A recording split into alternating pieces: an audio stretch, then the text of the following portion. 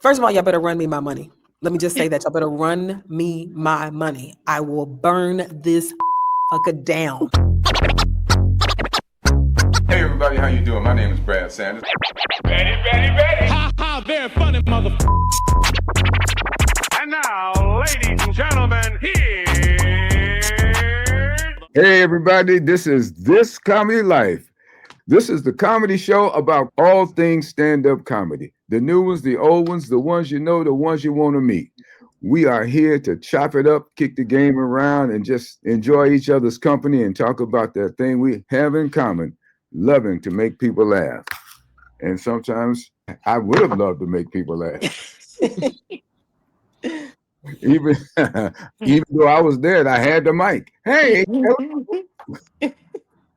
anyhow, our guests today are comedians, young comedians, new comedians. These are ladies that started doing comedy relatively later in life. Most of us started like around in our 20s. I started at 21 and whatever. But we have with us Mary Boyce. Hi, Mary. Hi, Brad. And also with us today is Danna Kiel. What's up, y'all? Hey, lady. I'm in Georgia. Mary is, where are you, Mary? I'm in Corinth, Texas, that huge metropolitan, worldwide, recognizable city. And bustling metropolis. Right, Corinth. exactly. And Danna is in Los Angeles. All right. Okay. Where Mary is, that's where you're from. I'm from Compton. It's LA. Okay. You and Edwina White, y'all ain't from LA. Y'all from Compton. Yeah. All right, then. We keep it rocking. Okay, listen here. I want to know something about how you started in this. How did you decide to become a comedian? What got you into it? What inspired you? Who inspired you? Who wants to go first? I'll go. So I feel like I've been inspired all along, like a huge fan of George Carlin. I did a lot of public speaking and what they call forensics in high school. So I've always loved to talk and to be in front of people, always loved doing the Easter speech at church. But growing up, we got our share of Richard Pryor through HBO connection.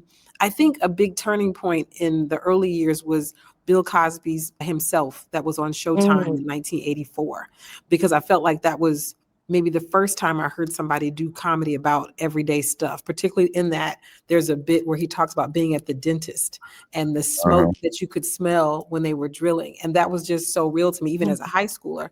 And honestly, I always try to give a nod to Jerry Seinfeld, because seeing his premiere on Johnny Carson, and again, he got so granular with observational that secured the idea that you could really just talk about everyday life in the smallest of it all, and there would be humor. Yeah. But honestly, my mind took flight. By granular, that he just really gets down to like a radical, like in the down.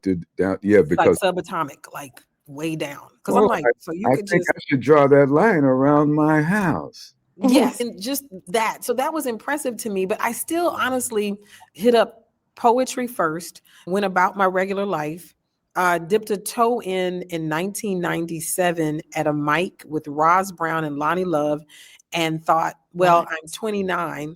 It's too late for me to start this journey. So I didn't. I did 2 open mics and didn't do anything else until 2019, when it felt like all hell was breaking loose. I felt like I couldn't sustain opportunity in my life. And I literally just sat down with God and the universe, and I was like, what am I supposed to be doing? It can't be that everywhere I turn, I'm this quote unquote smart girl, but I can't seem to keep things together. So that means, universe, there's something else that you have for me that I'm not tapping into. And I just heard God say, what did you want to do when you got to LA? And I literally said acting and comedy. And he was like, there it is. And somehow the voice of God leaned in on the comedy part. I felt like he thought that was more important than the acting part. Okay. And so that's literally it. I was driving that particular year. I had been fired again. And I was driving Lyft, and a young woman got in my car. And after about 1 minute of conversation, she leaned up from the back of the car and she said, have you ever thought about stand-up comedy? Wow. And I said, it's all I think about. And she said, Whoa. well, then you should go. And then she proceeded to write down a lot of mics and different teachers. And I had a piece of receipt paper in my wallet. She wrote everything on that receipt paper and told me to start with the Dow Comedy Studio on Western in Koreatown, run by Bobby Oliver, who is a comedian from Georgia, but is a teacher and just amazing. And I went there October the 7th, 2019, and I have not looked back. Well, what prompted that question from the Lyft driver? Were you cracking her up in conversation as she was driving you? To this day, I don't really know. Me and Melissa are still friends, like on Instagram, because we decided to stay in contact. But to be honest with you, I don't know what specifically I said. I think I did say something that made her laugh because how do you say it? You're always trying to make the good small talk. You're trying to connect with writers if they'll let you. And one thing that even now that I do this, my college classmates have said, we always thought you were funny, Dana. We have always thought back in my college days that I was funny. Yeah. And so I think there was just something, and I love to be compassionate, friendly, but funny. And I feel like the job of being a Lyft driver requires that, compassionate, friendly, and funny. If a person is ready to let you in, if it's a person who doesn't want to talk, got their headphones in, then you keep yours quiet. But it was just a God wink, a moment, and that's what happened, the spark. Okay. Well, what about you, Mary? So I am the youngest of 5 children and I had a lot of cousins. I was kind of the youngest of the bunch. Now I'm older than everybody, but at one time I really was young. And I had to get in there. I had to get attention. And so I found out that if I said something funny or did something funny, I got so much attention. And I loved that feeling. I loved it.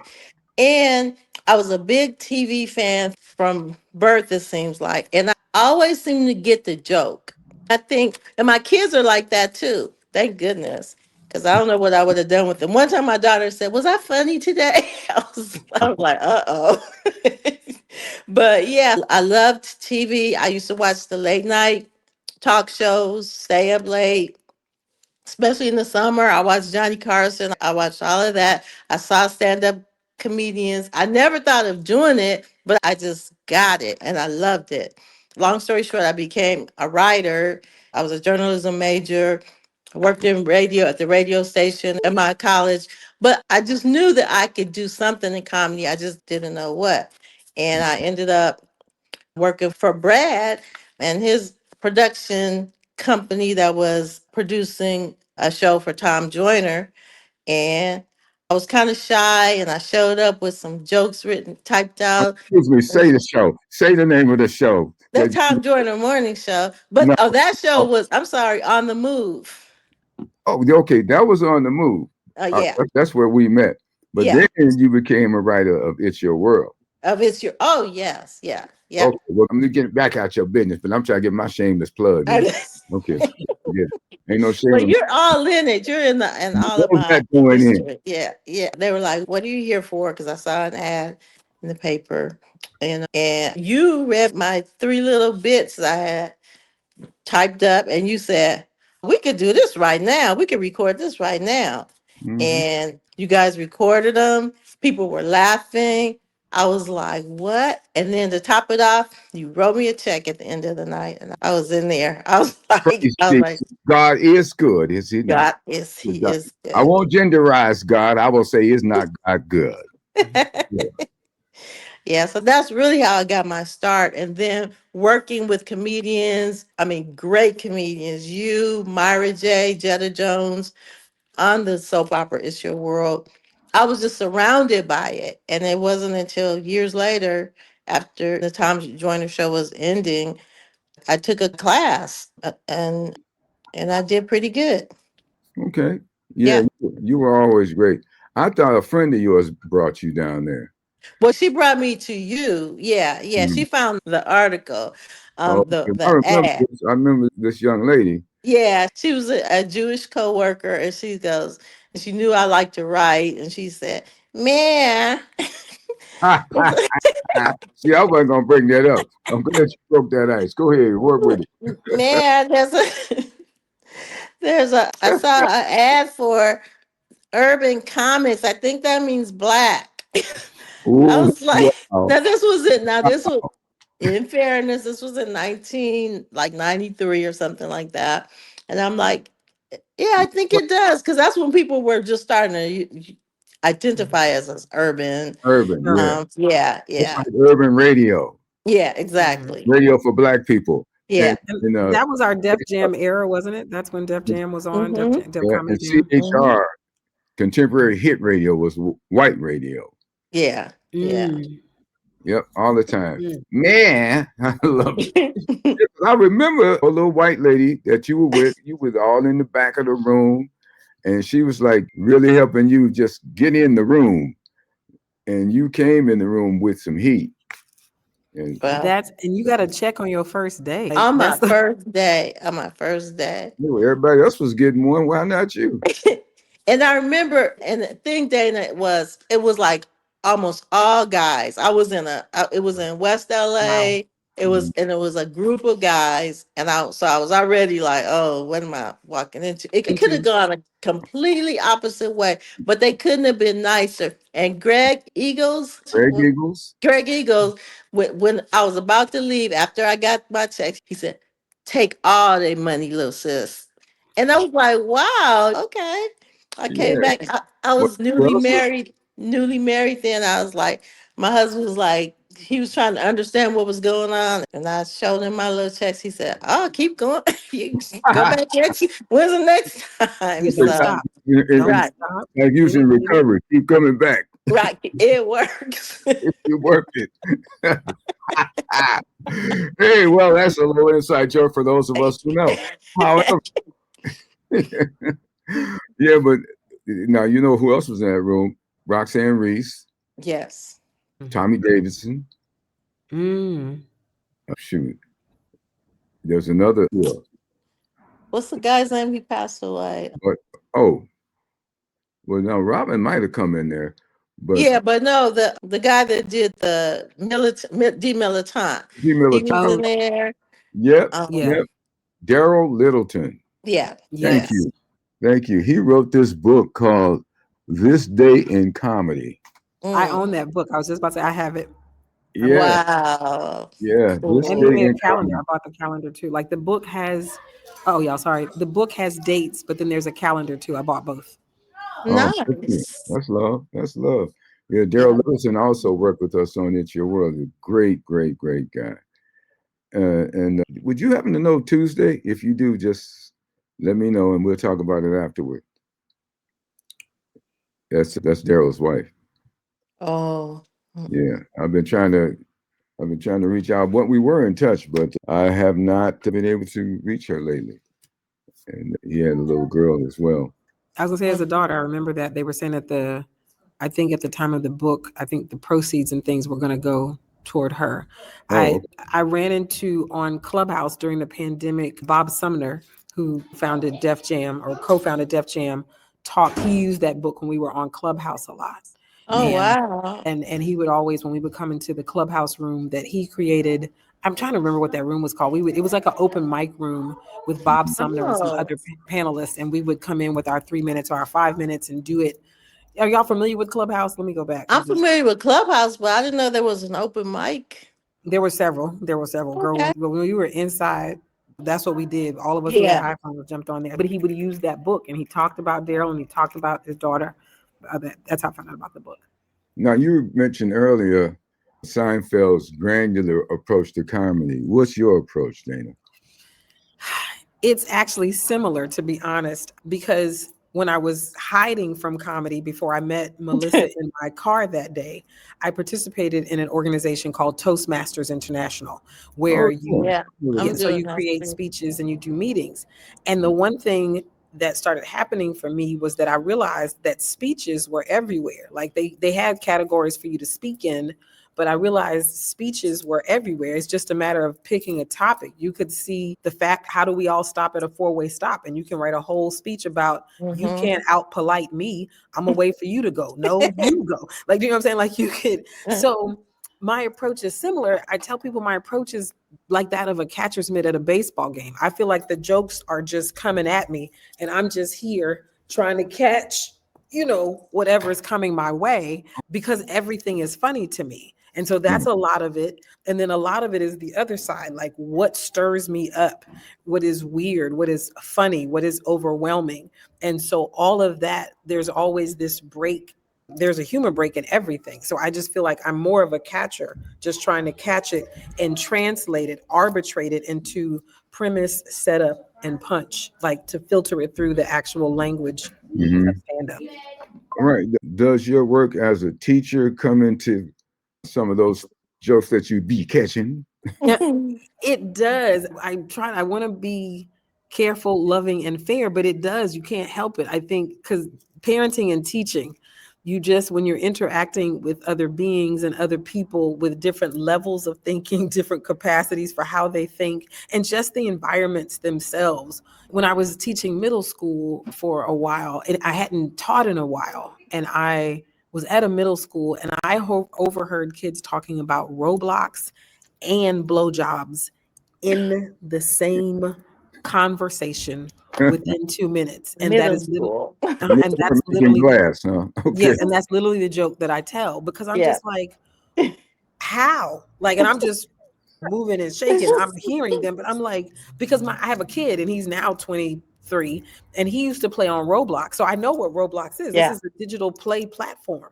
And Right. how do we, I was in a pilot writing class and we talk about the sacred and the profane, how when you put those together, it is a laughter explosion. So how do we get, something as childlike and sacred as Roblox, and then the profane of blowjob, like, you know what I'm saying? Yeah. And so, but only in a middle school classroom. And so another thing, like they love, at the time that I started back in teaching, the show Stranger Things was on Netflix. And those kids love Stranger Things. And I was like, and I figured out why, because y'all are the Stranger Things. That's why you love it so much. And then I taught at another school where the teachers were saying that Outsiders, which is a book from our days and a movie, but that was still the favorite middle school book. And I said, because y'all are the outsiders. That's why you connect. So mining that space. And even this weekend, I just got back from Chicago. The new thing amongst the kids is 6'7". Everything is 6'7", 6'7". Yeah. And I was on a show. They're looking at me. I was on a show, and as soon as I said something about middle school, one of the teachers in the audience goes, 6'7", and I was like, learn your 6 times tables and your 7 times tables. Like, you know what I'm saying? Like, because these are my frustrations. So it definitely, and I didn't think when I started comedy, I hadn't started back teaching. So I was content to try to do my George Carlin. I was on my George Carlin bag when I first started. I was observing. We were in a political climate. it was 19, so we were re-upping for 20, and I was doing all kind of stuff. I was at the time talking to ancestors on a red phone, like Harriet Tubman wouldn't even have the way that y'all are acting right now. Susan B. Anthony wouldn't have. So I was in a very political bag. But then once I got back in the classroom, Lord have mercy, my cup runneth over. Now, Mary. Yeah. Now, you grew up being a funny person and writing and all of this stuff. When did you actually decide to start doing stand-up? So I had it in my heart. I hidden in my heart, like the word. And I wanted to do it. But Brad, I'm a behind the scenes person. I was the head writer for the Tom Joyner Morning Show, and I was content. He was getting the laughs, and I was feeling the joy of people laughing at things that I wrote. It's your world, because the radio is not a medium where credits roll or anything. So I was content knowing that people were laughing at what we did as a team. And then I'm getting older and stuff, and I'm like, I knew the Tom Joyner Show was going to be ending. So I decided first to take I wanted to take a sketch writing class. I was still not trying to get out front. I wanted to take a sketch writing class at the Dallas Comedy Club. And they said, before you do sketch writing, you have to do improv. And I'm like, I've never done improv. I don't know. But I try it. I like it. I like being on stage. I like getting some laughs. And so then the pandemic hit and the comedy clubs shut down and they started having classes online. And they did a stand-up comedy class online. And I was like, well, that's perfect for me because I still can be kind of anonymous. But Hiding. right, exactly. Your talent was always too big to hide, baby. Quit playing. Well, my teacher, Amanda Austin, I mean, she was like, the first thing we had to do is write a set and turn it in. Well, I knew I could do that. And it was a killer set on paper, but can you perform it? And I was determined not to look like a fool. So I did it, but it was still on Zoom. Our first show was via Oh, Zoom. So that's very unique. yeah. Well, let me ask you this. Now, you would always come up with funny stuff. You came up with a thing called "How Do It Know." I'm not sure I came up with that, but I take credit for it. Okay, well, I don't want to be no accomplice Right. I know. helping you steal people's stuff. But you no, but you said "How do it know," and then you had another phrase, another catchphrase. You said it could be. It could Yeah. have. Okay. What was Yeah. that you used to say? Brad, you putting me on the spot. That was a long time ago. Well, it wasn't as far back as I go. So yeah. I know, I know. But I know we created some bizarre things, and I could make you laugh a lot because you had a wacky sense of humor. And remember we did the Looney Tunes takeoff? It was one of the bits that we did. And you saw you said you just lay in the cut, Mary, because almost at the end I was like, and why doesn't Boo Boo have on any pants? Y'all just cracked up because You it can see wasn't on the script. our Just mind, it flashes in our mind. Just look through with his ass all out, right. Yeah. around. Yeah. We never thought about it, but you pulled the cover off and dealt with the truth of the matter. Why is he half naked out here around these kids? Winnie the Pooh. Yeah. Winnie, yeah. And And like honey. but I wanted to go back to what you were saying about Seinfeld because I was heavily influenced by him as well. And I was looking when I was looking around when you were talking because I have his book and one of his books, he has a couple of books, and one of them is this something or is there something there or something like that, Mm. and it kind of goes into the way he comes up with humor, and that's the way mine is too. Like I'm watching, like you said, you're watching things and you feel like it might be funny, but is there something there? And I'm just constantly like putting notes on my phone. Like I'll see something in my neighborhood, Halloween is just going crazy. Halloween used to be a fun holiday. Now they got skeletons coming up out of the grave in my neighborhoods and all that kind of stuff. And I'm like, is there something there? Is there something there I could take to the stage? Just always being observant. Well, down And the I street think, from where I live, they got ropes around trees, not hanging ropes, but they like the holding but the trees up or something. But they got little tombstones yeah, exactly. standing in the Exactly. yard. I'm like, what? What happened? Yeah, it used to just be a jack-o'-lantern and that's it. But But it's now like surpassing Christmas, and it's just a marketing thing. They don't care. It's more people are putting up Halloween decorations like they used to put up Christmas decorations, spending all that money. Oh, it's like Chucky clowns that are 6 feet tall. Like Yeah, yeah, I was never a person who was afraid of clowns, but now, yeah, and now yeah. people have 10-footers in the yard for And, Halloween. and can you imagine being a baby and you're in a stroller and you I mean, they're not thinking about what these images are doing to little kids. They're thinking of like preteens and teenagers. They can handle it, but I'd be scared to be a baby. I said I wouldn't even go trick or treating. I would call Uber to deliver Uber Eats to Like, deliver me I took candy my this son year. one year. He put his hand in the bowl, and a hand came out the Yeah, bowl. Do you know what I'm saying? Like, and he was right. 4. Yeah, But and it's so funny. I wasn't doing stand up when he was little, but I think back to all these things and all these observations and try to every now and then I can mine something from mm-hmm. when he was little like that. Yeah. To your point about Seinfeld, and I don't know why I've never bought a Seinfeld book. I've got the Judy Carter book, I've got some other Mm-hmm. books, but I just came, like I mentioned, I was in Chicago. When I got out of the gate the morning I got there, I was getting out at K Gate. Now, in that moment, I immediately realized that I have never seen a letter gate above G. I get to go to a lot of festivals. I get to go to a lot of places, but I hadn't, and I don't go to O'Hare much. I try to, if I'm coming through Chicago, I prefer Midway because it's smaller. I like small airports if I can do it. You know, Hartsfield is unavoidable, but y'all know what I mean. Yep. But I was like, I ain't never been nowhere where it was some K gates. And I literally thought, I can't be the only one that has noticed that this is the highest alphabet letter of gates that we've ever experienced.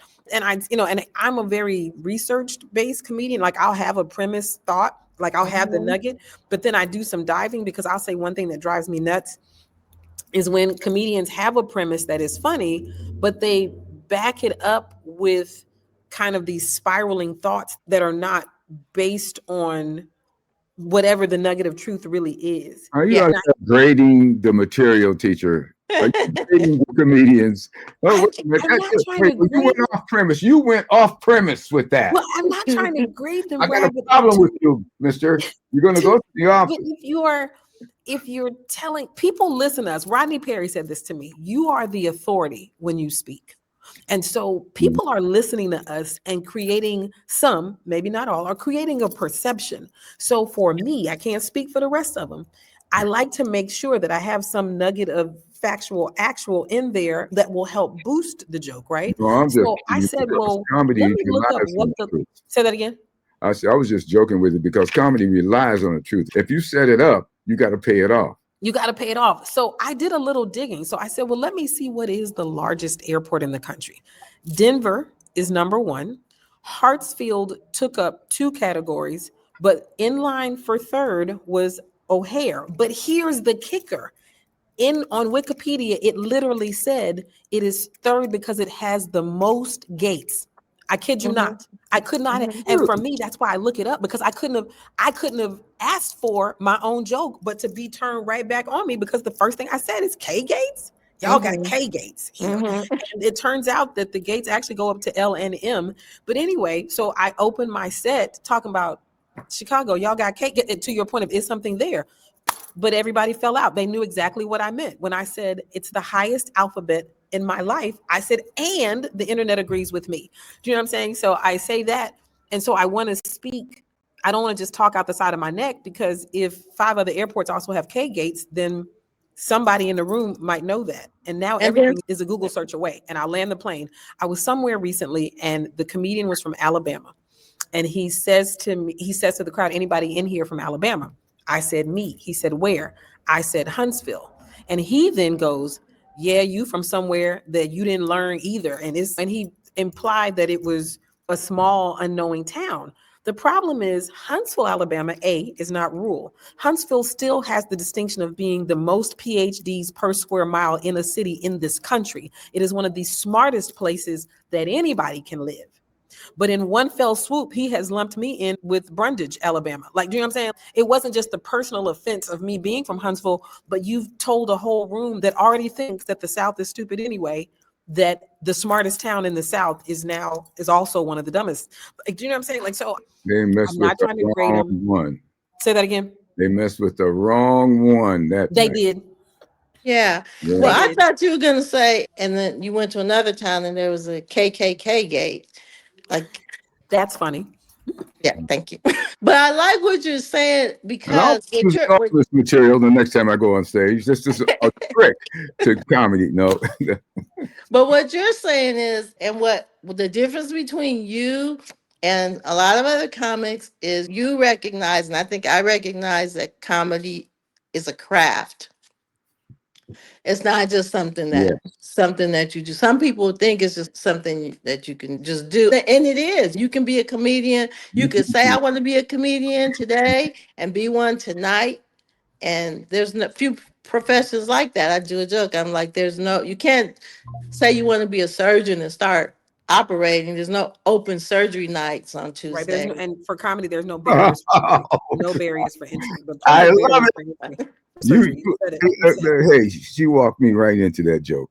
I'll go, okay. There's no. Brad, do you remember you gave me this book, Milton Berle's Private Joke Files? Yeah, I have it. Yeah. You gave it to me when I went to work for Tom on the Oh, show. okay. Yeah. So I like what you're saying. I like when I hear people. I don't meet that many comedians that read books by comedians Yeah. and really take it to the next level. So I much respect to you, Dana. Thank you, Mary. Much Yeah. respect to you. You taught me something because I didn't realize that the good brother Jerry Seinfeld had not one but two books. So now I got to jump on Amazon and snatch them up. Yeah. Well, I'm And still here's looking. the thing: I didn't watch the show. I am forever It's inspired nothing by but- his Johnny Carson set because Yeah. the show. I was in my what do you call that? My activist bag. I was like, y'all ain't got no black people. I'm not watching. And that was. Okay. Okay. Yeah. I'm Yeah. sorry, Brad. I saw your finger up, sir. Before we leave the topic of Jerry Seinfeld, who I think is a brilliant comedian, that one joke he told, to your point about him being granular, is he's talking about what does that mean when someone writes a check, and at the end of the check, they put a squiggly line down the rest of the check to take up the room to keep somebody from writing any more digits on the check. Right. It's a protective measure. I should write that line around my house. Okay. Yeah. That's funny. I'm Yeah. just like, who saw that coming? I didn't. Yeah. I'm sitting Yeah. in the room by myself cracking up because that was so deep. Yeah. He was the first one to say, and I've heard other comedians do variations of it, but how when in a plane crash, they always find the black box and it's still intact. Why don't we fly in a black box? Why isn't the plane made out of that? And then Oh yeah. it Thank would you for saying survive. that. That's Yeah. probably the first.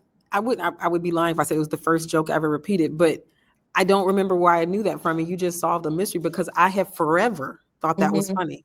Yep. Forever. And I mean, I can remember that was funny. I just didn't know where I got it from. And I still think about it today. Like, why isn't, and because everything there was, I tell people, we survived a lot of plane crashes in the 70s and the 80s. Like that Mhm. big, huge crash in Chicago, that when that DC-10 crashed, I don't remember what year that was. It might have been 77, but it was just probably at that time, the largest crash that had killed that many people, passenger. And I feel like we've lived through a few from that time. And I feel like the news just was always when they were pull the black box they found, when they pulled the black box they found. So when he told that joke, it just, even as a kid, it resonated with me as a youngster who was not yet doing stand-up, because I'm like, facts, no lies told. Why we don't just make the whole plane out of what the black Whatever box that was made is. Yeah. out of. Yeah. So Well, you ladies, now you've both done improv. Now, yes. Dana, you recently did a show in Chicago, but I want to try something here. Okay. I want you, Dana, to do an improv of at the end of the night, you're supposed to get paid, and they didn't have your money. I saw your eyes get big. Did this happen before? Yeah. First of all, y'all better run me my money. Let me just say that y'all better run me my money. I will burn this fucker down to the ground if you don't run me my money. That's first. Like, who I need to talk to up in here. Run me my money. So that would be like, I will burn it down to the ground if y'all don't run. Well, if I ain't gonna get paid, ain't nobody gonna get paid. Not a soul. Okay, look, here's what we're gonna do. We're not gonna respond to you having this conversation about running your money.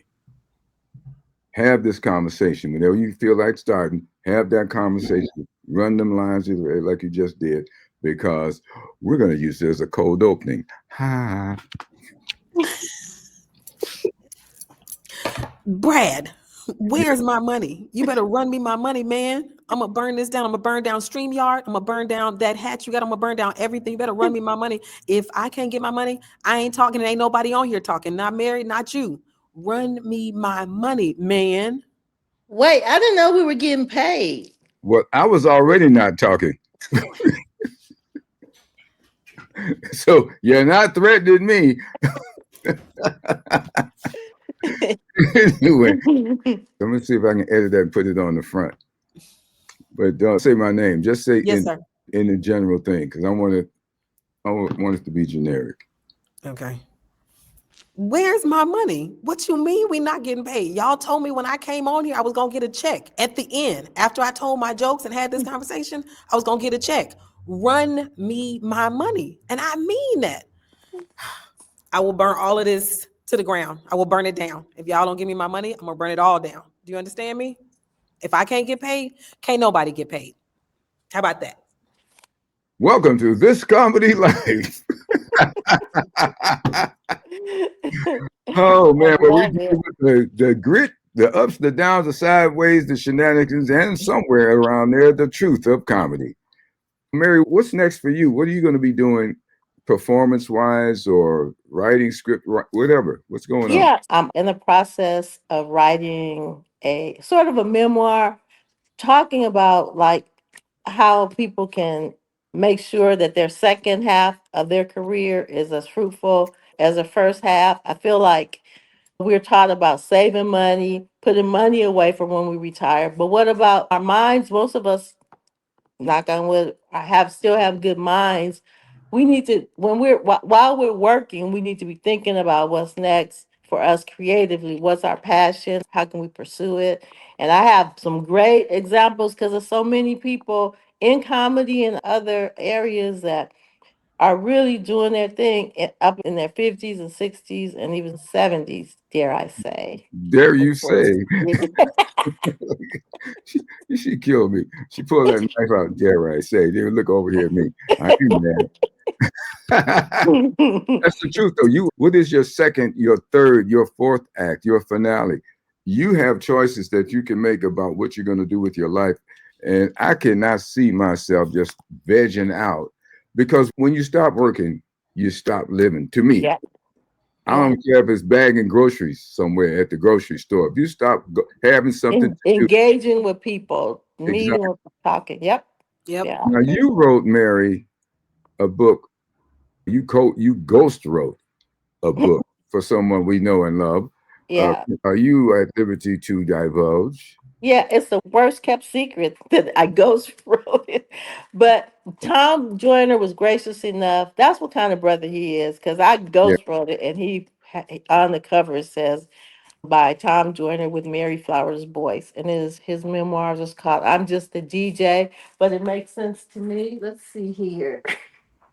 That's the Tuskegee. I'm a Tuskegee grad, and so is Tom Joyner. I love Oh him. yeah, absolutely, absolutely. oh, All right. building Represent, golden represent. tigers. Mhm. Yep. Golden Tigers. All right, that's nice. Yeah, Yeah. I went to Tuskegee and I visited. I did Mhm. don't start me lying. I went to Tuskegee's homecoming with Tom, and Amazing. Best homecoming in the land. tell you something. When they sang that song, tears. Mhm. Couldn't take it. The camaraderie, the love, Yep. the It's history, next level. all that Next level. right there. There is a documentary on Tubi right now. We celebrated our 100th homecoming last year. And so there is currently a documentary on Tubi about our 100th homecoming. And let me just say this. I pledged Delta Sigma Theta Sorority Incorporated. I'm a And Delta dad. and we had a classmate in 1986 when I entered who had a VHS video camera, and he shot so many things on the yard. And I crossed in 1990, so we were stepping on the yard, we were stepping in step shows, and he would film all of that. And all these years later, he has kept that footage and put it on YouTube and digitized it and all these things. And we looked up, and it's clips of me and my line sisters in Oh, 1990 throughout that documentary, because that footage is out there.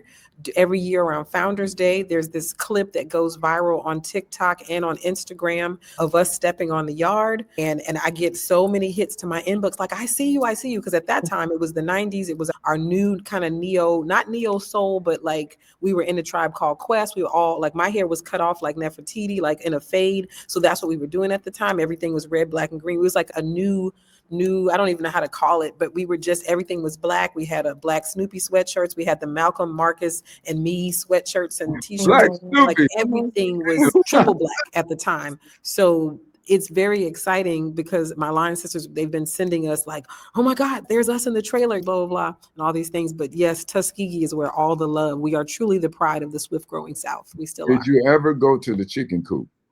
Of course, without question. And I miss it right now. I miss Yeah. it when I Tom go took now. us, Some of the best he Did you took get, wings. everybody there. Yeah. did you get the crumbs? Yes, That's what they used to do. because Tom I'm and not his even a crew. fried chicken girl, but They And drink Tom used to on, sell the crumbs yeah, drink it in the all night. dorms. And they go get your chicken crumbs, man. I'm like, this is you miss. I feel like I miss so much by I'm not not going going. to Same. HBCU. mhm. Same. I miss so much. And that's why I just, ooh, when I'm privileged to be on a Black college campus, I treasure it. Going And to Compton High was the next best George thing. Washington Carver Museum. Oh, the music. Oh my gosh. So many amazing things. Like, I'll tell you this though. Strangely enough, like the museum is amazing. They've remodeled it. They've done all kind of things. Just he's always been my hero since my childhood because both my parents are also graduates. So it was Oh, wow. ordained that I would go.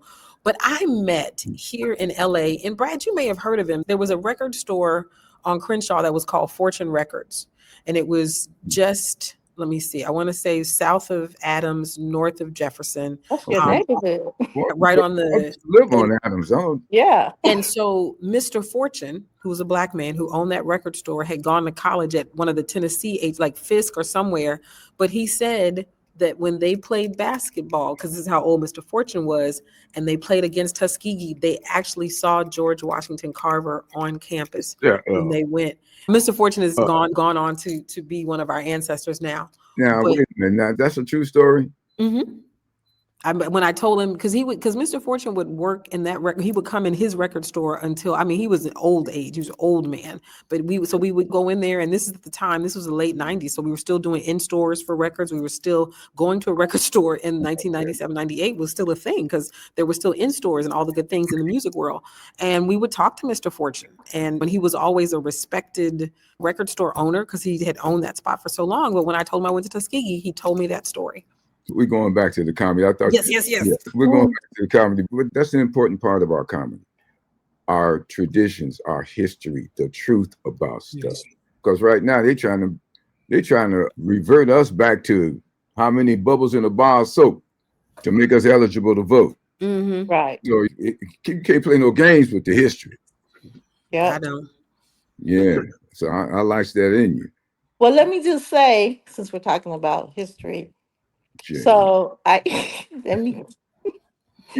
I'm all about getting my steps in every day. I'm serious about it, and so you know how sometimes like you walk somewhere and you realize you don't have your phone or your Apple Watch, whatever, and you're like, "Dang, I didn't record my steps." Well, you still got your steps. You just didn't get credit for it. So I was like, what if all of us were that shallow? What if the civil rights workers were just marching to get their steps in? Oh You God. know, but they weren't shallow Oh, like that. It's a new many day. levels. I'll take it further. What if Harriet Tubman was walking really just to get her steps in while she was getting slaves to freedom? Freedom. But what if when she got to 10,000 steps, she was like, whoo, y'all Negroes are on your own from here. So Girl, Oh just man. I tell people that when they intro me here in LA, my intro a lot of times is Harriet Tubman in a former life. That's my intro in comedy. okay. I love Yep. her. And that is so Yep. funny to me. That is so good. What if she was like, y'all got it from here? I got my Yep. 10,000. I got y'all. That's it for me. Whatever HBCU experience I have is, I'll say vicarious. I won't say secondhand, because when you go to homecoming with people whose parents were there, Yeah. Tom Joyner's dad, and Right. we stand up Al. Mhm. Al. Grandpa, his brother Al. and Yeah, his Brother Oh, brother Al. Al. Yeah. Yeah. Uh-huh. Oh yeah. Yeah. It's almost like I went. Mm-hmm. You, and we love you like you went. We love you Yeah. like you Yeah. went. Yeah. If you've set foot on soil, we love you like you went. All through the Tom Joyner show, we would have people, celebrities on, Giselle Washington, and Tom would do his pitch about HBCUs and all that stuff. Well, when Giselle's son went to Morehouse, the next time he was on the show, he was like, I didn't know. I didn't get it. I didn't get it. It was like he just saw what he did for his son, Yep. These are rich kids who grew up in LA and stuff. He saw the importance that that experience had and the homecoming and all that stuff. And he was almost speechless. He said, I just got to tell you before we start this interview, I had no idea. You hear about it, but you don't know until you really see it for yourself. And I Oh, was blessed because of Tom to go to many, many Tom and I homecomings and stuff. have a Yeah. little joke about when Hercules, Tom's dad, Yeah. was still living. When the homecoming parade had a float for the people in the nursing home, and they'd be up there, they'd be on the float waving. And we used to threaten Tom's dad and say, if you don't get your act together, you're gonna be up there waving. You better and don't tell Tom. I'm gonna tell Tom.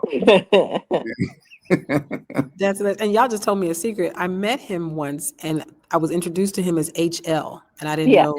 Yep. That, a friend of mine, when I was in school, one of my friends who ran for Miss Tuskegee, he donated a lot of money to help her raise money to campaign. And somehow in all that mix, I got to meet him. And I just remember HL Joyner. And she was like, this is He Tom. was very bitter because he got drummed out of the Tuskegee Airmen.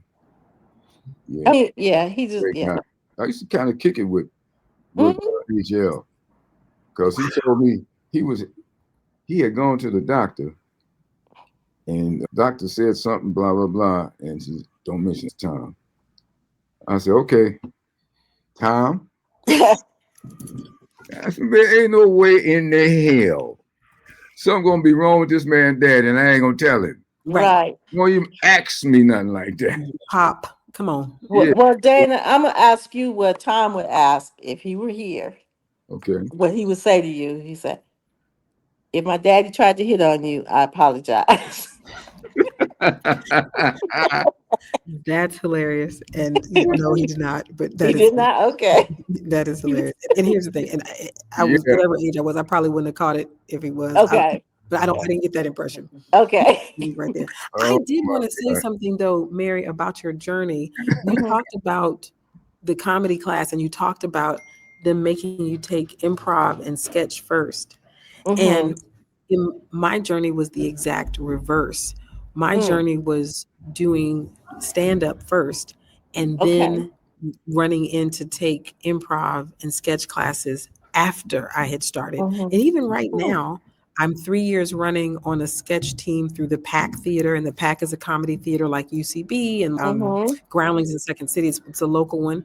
And then I launched my own improv team. I'm trying to tweak things with those ladies, but I love those things. But most people and I apologize, I'm gonna have to mute myself. Most people do it the reverse. They do those two first and then find that they're ready for stand-up. But I just like those things, even in reverse order, have made me a better stand-up. Yeah. Well, I started as a stand-up and then went to Second City in Chicago to become a better actor and stand-up. So I took improv at Second City. But I started in joints, smoke hole, on the west side of Chicago and all over Chicago. And so I wanted to learn more about what I was doing. And as far as books, I went and got me some books and read them. There's a book called The Enjoyment of Laughter. Eastman wrote it in like 1936. And he gives the definition of a joke. What is a joke? A joke is a brief narrative interrupted by a surprise ending. Say that a joke is a brief narrative interrupted by a surprise ending. Okay. That would be the punchline. Do you remember the first joke you ever heard that you really got as a... Are you asking? Either this, I'm putting this out to the audience. I think Fred Flintstone told the first joke I ever heard. Yeah. Go ahead, Dana. I don't know. I think I can tell you who probably made the greatest the greatest impression on me was probably something. I used to know this, but now I just don't. I think something George Carlin said, because even with Bill Cosby, it was with himself there was the jokes, but that was a lot of storytelling that had punch words and punch lines. It was something that George Carlin said that I just reflected whatever the Yeah. political moment was that we were living in at that time, or reflected upon past political moments. I wish I could think of it. I feel like in the past I've known it, but in this moment it's not coming to mind. And I would also just like to share that, like, when I was on my Toastmasters journey, I started winning what were called our humorous contests. So now when I look back, I was writing these speeches that were 5 to 7 minutes, but that was really a stand-up set. But it was in the form of a speech. And I remember coming off of one of my winning speeches and someone saying that it reminded them of how Carlin spoke and or how Carlin told jokes. And I was very moved by that. And then when I performed at the Alameda Comedy Club in Alameda, California, that is now closed, owned by a gentleman, a wonderful man named Patrick Ford. I had opened for, her name is Ariel. I can't think of Ariel, whatever. And I love her. So I hope if she sees this, just because I can't think of her last name, I don't get in trouble. But anyway, I was opening 2 nights, Friday, 2 nights, Saturday. And when I came off of show one Saturday night, I was a little nervous because it felt really good, but the feature comic in the middle kind of, what is that? What's that word? She slightly roasted my set, because my set at that time, I was doing a lot of kind of political action stuff, all funny. And I had a little bit of singing in there, and I maybe add whatever. So it was this wonderful whatever. And when she roasted me from the stage, I could hear it. It wasn't bad, and that's comedy, but I was nervous because I'm there in Alameda trying to make an impression with the club owner. And for her to kind of roast, I was like, he came in there and he said, listen, I don't typically book hosts from clips. He says, because there's enough local folks in the area that I don't have to get somebody from out of town. He said, but what you did, that reminded me of Carlin. Like, he mashed everything together to say that in that moment, I reminded him of Carlin.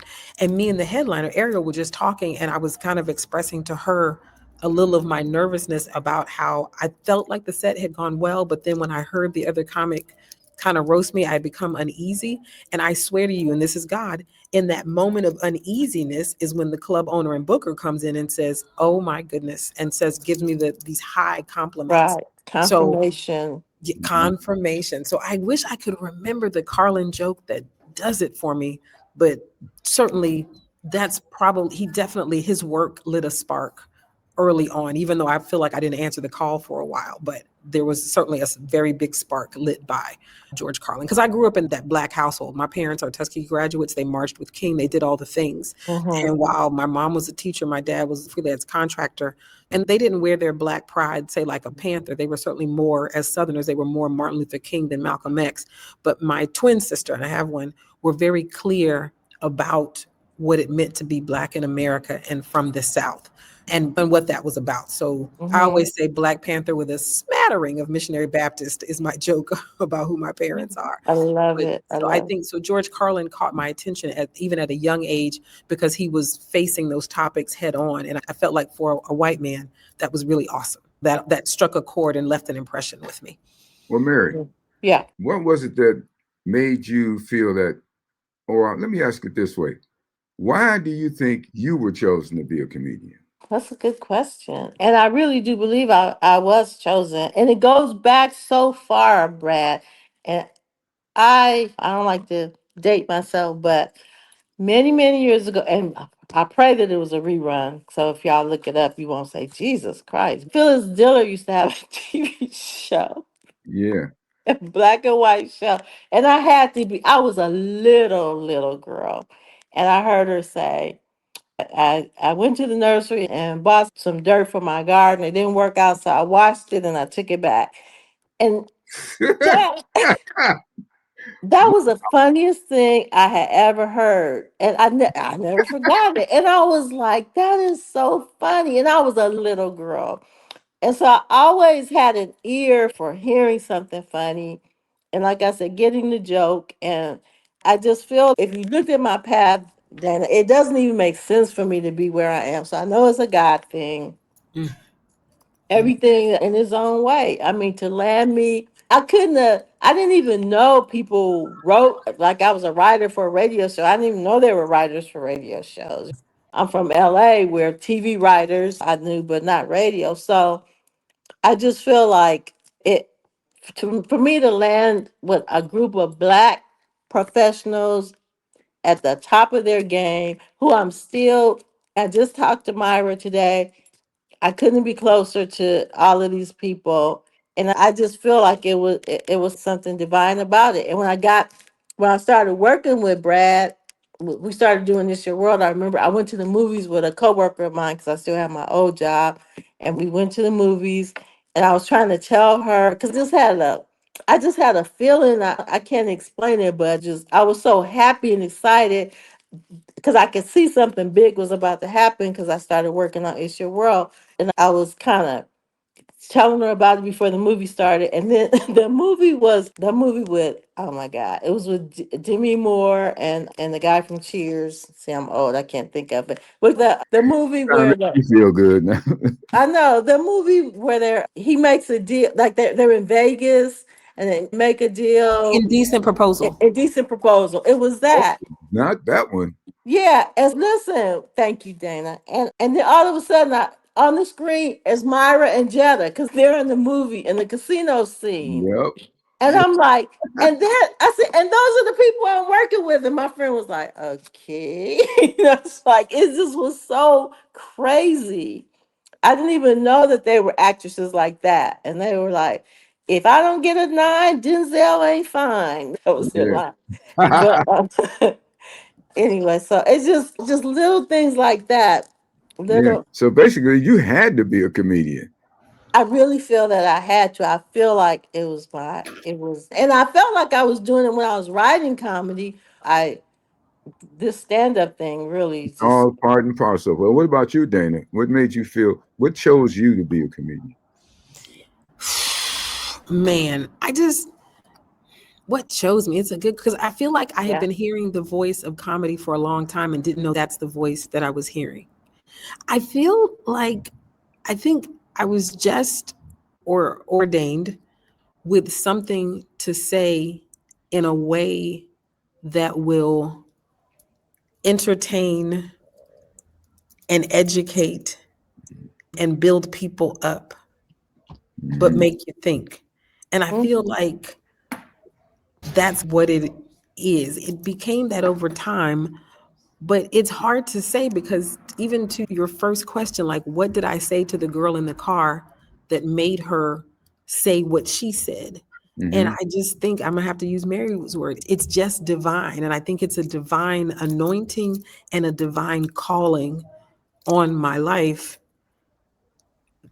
I feel like because of the time that I grew up in and what I understand and all that. But it's hard to say. I wish I could find something funnier, a funnier Oh, answer. no, the But truth is good. but I just feel But like I'm put here to speak and say something special that will connect. And I just go back to that other thing. Bob Sumner will quickly say edutainment, but heavy on the entertainment and medium sauce on the education. well, But Dana, can I ask you, what is it for you? What does it feel like when people laugh? When you get a laugh, It oh, feels rich isn't it? because It's the best. it feels like I heard this once and I absolutely agree with it. And you were tapping into it. When people are laughing, they are listening. And Mhm. I will never forget, like there was this bit, I certainly won't do the whole bit, where I talk about how I was very nice to this old white woman. And to contract the whole bit, she says, you remind me, she said, I'm Catholic and you remind me of Saint Martin de Porres. Now, Saint Martin de Porres is considered the first saint of color. It's actually from South America, but in Catholic school, they teach you that this is the first Black saint. But if Mhm. you look up what Saint Martin de Porres means, it means saint of menial task, saint of small labor, saint of the broom. And damn. I literally, so my joke was, so you could be a slave and a saint at the At the same time. same Right. time. I think Well, okay, you know what I'm saying? Yeah. And the way that I ride out of it though, I said, well, if they making saints, I'm making saints. I got Saint Harriet Tubman, the patron saint of freedom. I got Saint Trayvon Martin, the patron saint of no justice in America. At that time, we had George Floyd, we had come on. Breonna Taylor.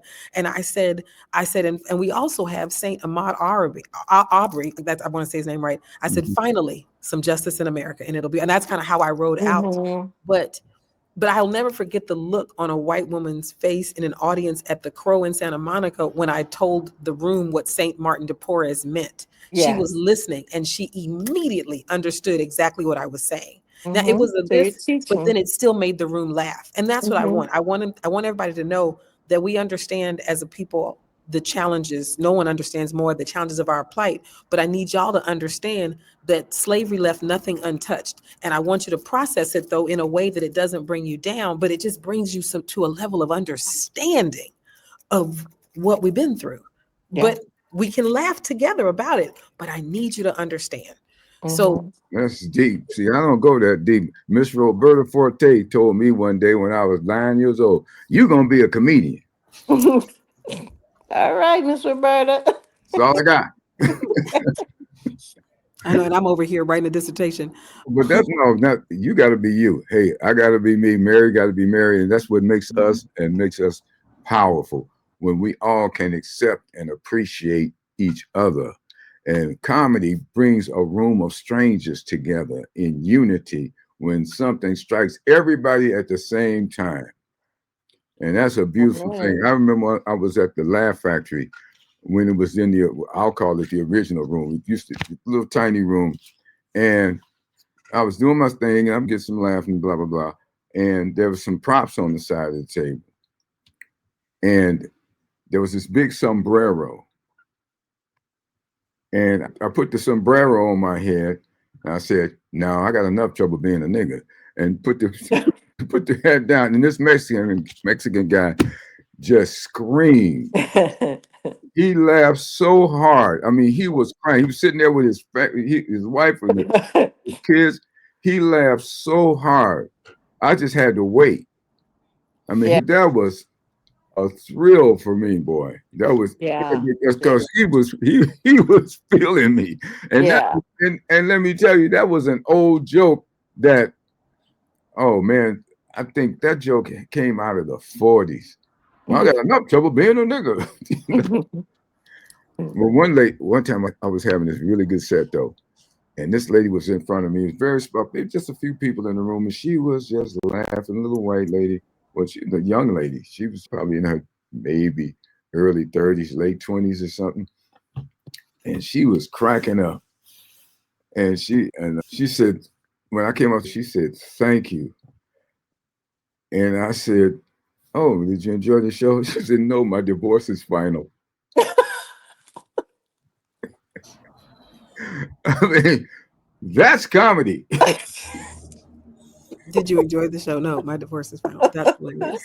Well, she didn't say no, my Right. divorce is final. Oh, She did say, no, I said she said that, so you heard me right.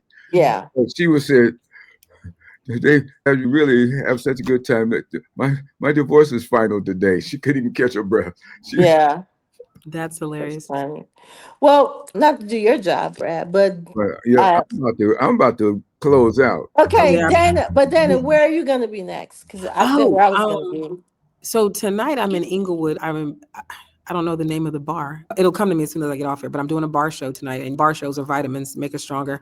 I produce monthly at Flappers, so I'm excited about that. My show that I produce at Flappers Comedy in Burbank called The People's Republic of Comedy. Meet me there, beat me there. All right. Beautiful. Well, this has been a delight. Thank you, Mary, for always being the person that kind of focuses us in here. Yeah, that's what she did on the Tom Joyner Show. That's what she did as a writer for It's Your World when Myra and I would go on a tangent. Jetta Jones, and God bless Jetta Jones. She's not well, and we want to acknowledge her and just say thank you, Jetta, for all you have done and for who you are, and just keep on being you. Yeah. And your daughter Reese. But Yes. Mary always kept us in focus, just very subtly. Brad, I'm going to do your job now. I'm selling as a brick.